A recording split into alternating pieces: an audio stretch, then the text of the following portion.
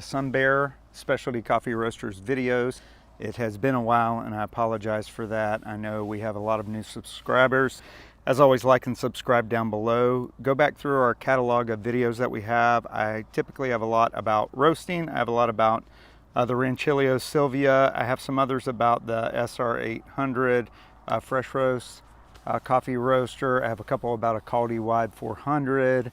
And upcoming, I will be expanding my roaster videos to include a new machine.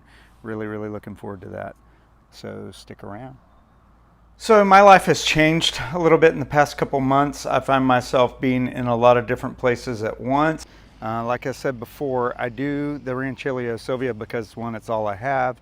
I do it commercially, meaning I sell at markets and stuff like that. It's not always the most productive machine, meaning that there's some setback. If you don't have the ability to dive up and dive down with temperature, that's why I have the PID, so I can watch my temperature go up and down. If I make a latte, I have to steam milk. So in order for me to steam milk, I normally have to tell people that it's going to be a couple minutes before their latte is done.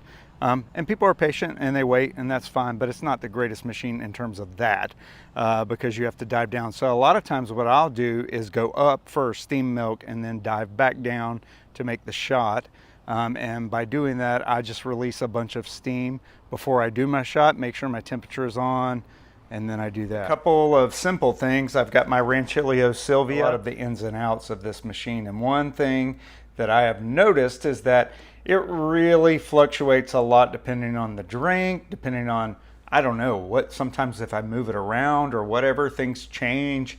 But I'm constantly having to dial this thing in different scenarios. And so today I'm just going to show you a couple things that I've done to dial in my Rancilio. I've installed a PID on mine. If you would like, you can go back in my old videos and you can see the installation of this thing. I highly recommend that. It's been fantastic. I use a Crema distribution tool. I use a Normcore puck screen, works great. You don't have to have these things. These are just things that you can dial in your espresso better with. It's one of the bigger pitchers for frothing milk. Surprisingly, I have gotten better at making latte art and stuff. I don't know why. I've watched a lot of YouTube videos, and to me, most of them come to no avail. But during the course of time, I've just finally, I guess, started applying some of the things that I learned. Keep at it if you're struggling with latte art, and you'll eventually, like me, just kind of stumble upon getting better. With my Sette 270, I love this thing. Works pretty broad. Like, you can go from a super close to coarse coffee. It's not quite coarse. Like, if you're doing a pour over, you're really gonna you're gonna have a very strong pour over, put it that way. It's gonna be very heavily extracted. But if you dial this thing in, and the way that I do it is just put some beans in there. You're gonna have to waste some beans, unfortunately, but just kind of dial through it. You want it to kind of get that locked up feeling again.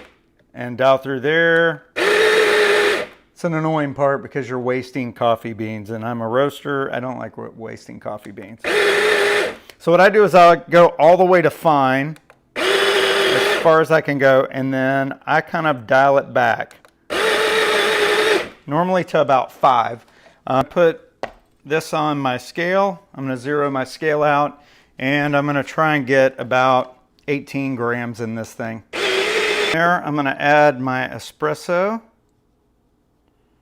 And I've just, like I said, I kind of wait it out. You can do it straight into the puck, but I have better results sometimes just doing it that way. And then I'm going to tamp that down.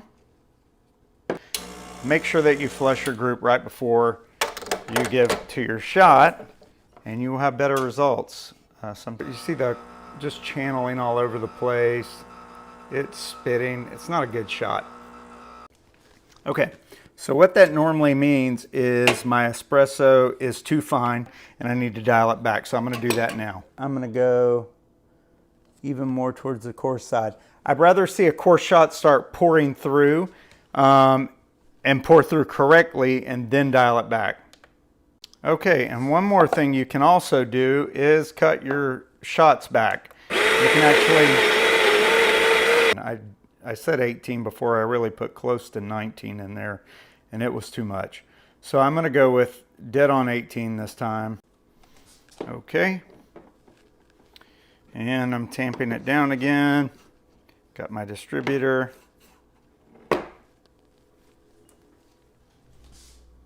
And let's see what we get with our pre-infusion this time. Looking for some movement down here that should look good. Hopefully. There we go. See what I mean? So it's still making the sound.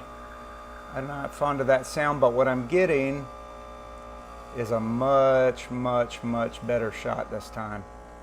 And there goes the sound. The sound goes away because it's not having as hard of a time now making a shot. That is a beautiful shot.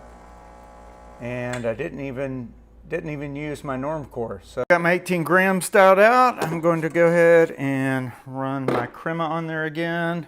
This time I'm going to add my norm core. I'm going to go ahead and let out some water on there. And you know what? Maybe we do make a latte this time. You know, and so this is not even my normal milk. It's Chobani. It's a creamy, extra creamy. Want it as glassy as possible. It's not quite there yet.